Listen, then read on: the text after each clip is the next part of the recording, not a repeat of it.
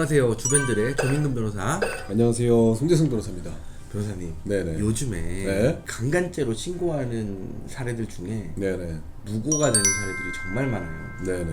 요즘에 채팅 앱으로 네. 사람을 만나가지고 예. 성관계까지 이르는 경우가 정말 많은데 네. 이 채팅 앱 진짜 문제가 많습니다. 첫 만남부터 성관계인 경우가 굉장히 많아요. 다반사고. 그러니까요. 그러한 경우에 좀 높은 확률로 강간죄 내지 중강간죄로 고소를 당하고 있는 것 같아요. 그래서 최근에는 강간죄로 고소를 당했는데 이제 혐의 없음이 나오고 이제 오히려 여성이 무고를 했다라는 걸로 기소가 되어서 여성이 실형을 선고받은 네. 판결례도 있죠. 이 케이스를 보면 남녀가 실제로 이제 채팅 앱에서 만났는데 네네. 만난 지 얼마 되지도 않아가지고 이 성관계가 있었던 거예요. 네네. 그리고 이제 성관계가 있은 날로부터 3일 정도 뒤에 여자가 이제 경찰에 고소를 한 거죠. 네네. 신고를 한 건데 네네. 실제로 조사가 아주 타이트하게 이루어졌겠죠. 타이트하게 좀 여성의 성범죄에 있어서 여성의 진술이 있었기 때문이죠, 그죠? 그럼요. 실제로 맞습니다. 그날 성관계가 있었고 네네. 여자가 당했다라고 주장하면 일단 여자 쪽으로 승기가 기우는 거지. 그런데 결정적인 뭔가 증거를 남성이 제출했기 때문에 이제 혐의 없음 내지 무죄를 받았던 것 같아요. 그게 어떤 거예요? 남자가 네네. 여자를 믿지 못하니까 네네. 여자를 만나서 성관계가 이루어지는 그 전체의 시간에 대해서 네네. 다 녹음을 한 거예요. 네. 제가 봤을 때는 그 남성분께서 저희 그 유튜브 영상을 착실하게 잘 구독하는 아이고, 이제 네. 구독자분이 아닐까라는 그렇죠. 생각이 드는데 그럴 수 있죠. 단기간 내에 연락을 해서 성관계를 할 때에는 그 전후 그 성관계를 하는 그 순간까지 녹음을 하는 게 오히려 안전하고 이제 신뢰관계가 담보가 될 수 있다라는 말씀 누누이 드렸었어요, 그죠? 맞아요. 그래서 결과적으로는 네네. 그 남성이 제출한 녹음 파일, 그 채팅 앱에서의 네네. 대화 내용 네네. 이런 것들이 종합적으로 인정이 돼가지고 두 사람 간의 성관계는 합의하에 이루어진 거네 라는 결론이 났고 네네. 그럼 반대로 무고죄가 성립하기 어려운데 네네. 이런 경우에 성립해요. 빼박 합의하에 이루어졌던 성관계다 네네. 라는 게 이제 입증이 돼버렸잖아요. 네네. 이래가지고 오히려 여자가 무고죄로 이제 기소가 됐어요. 네. 실제로 알고 봤더니 네. 이 여성은 무고를 한 경력이 또 있어. 실제로 그 앞 사건이 무고가 재판이 무고죄로? 진행되는 와중에 고소를 한 거야. 아. 그 결과는 징역 8월에 집행유예 2년으로 결론이 났고 그것도 무고로. 그렇죠. 아주 악질적이네. 그렇죠. 그죠? 두 번째 무고에 대한 선고가 있었는데 네네네.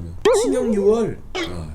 이게 뭐야? 근데 웃긴 게 뭐냐면 재판부가 판결 이후에 이런 얘기를 했어요. 그 만약에 남자가 녹음 파일이 없었다라고 하면 네네.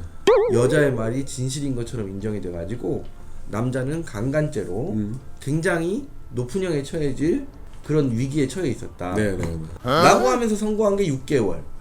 그거는 좀 문제가 있는 게 자. 아무래도 남성이 처벌받았을 위기에 처해 있을 그 형은 조금 고려를 해서 선고를 해야 되는 게 아닌가라는 생각이 들어요. 제 실제로. 말씀이 그 말씀이에요. 네, 강간으로 처벌받을 때는 기본 법정형이 3년 이상이에요. 네. 그럴 때는 거기에 딱 맞는 형을 선고를 해야 된다라는 건 아니지만은 그래도 기본적으로다가 남성이 3년 이상의 형을 선고받을 이제 위험이 그렇죠. 있었다고 한다면은 재판부에서 고려를 했었어야 될 마땅한 게 아닌가라는 생각이 듭니다. 우리 형법 156조에 무고죄가 규정이 되어 있는데 네네. 타인을 뭐 형사처벌 받게 하거나 네네. 징계처분 받게 할 목적으로 공무소에 허위의 사실을 신고한 자 네네. 10년 이하의 징역 음흠. 또는 1,500만 원 이하의 벌금에 처하도록 무고죄가 규정이 되어 있어요. 네네네. 무고죄의 법정형도 절대 낮지 않다는 거야. 그렇죠.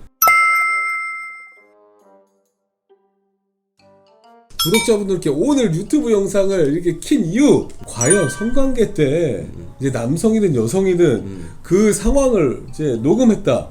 이거 과연 이제 형사처벌 되지 않을까? 그건 너무 이거를 지금 궁금해 하신단 말이에요. 이거에 대해서 말씀드리기 근데 위해서 지금 유튜브 영상 찍는 거예요. 이건 너무 쉬운 거잖아요, 답이. 네. 이게 이제 통신비밀보호 위반에 해당이 되느냐의 그렇죠. 문제인데 네네. 간단히 말씀드려서 예. 상대방 대화자의 예. 동의를 얻지 않고 녹음을 하더라도 그 대화 내용에 내가 들어가 있으면 네. 처벌 안 해요.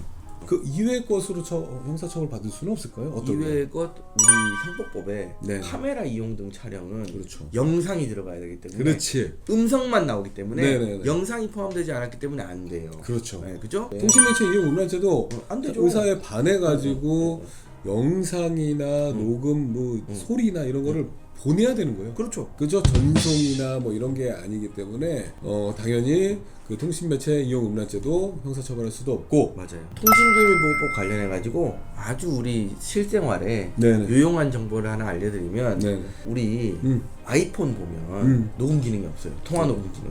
네네. 그죠? 네네. 근데 갤럭시에는 있어요. 갤럭시를 사용해라 뭐 이런. 요새는 아이폰도 이제 통화 녹음을 할 수 있는 어플리케이션이 나왔다고 해요. 그러니까 어떤 식으로든 녹음이 필요한 상황에서는 반드시 녹음을 해야 돼요. 그러니까 그래, 오늘 잘 여기까지 할게요. 구독과 좋아요 눌러주세요.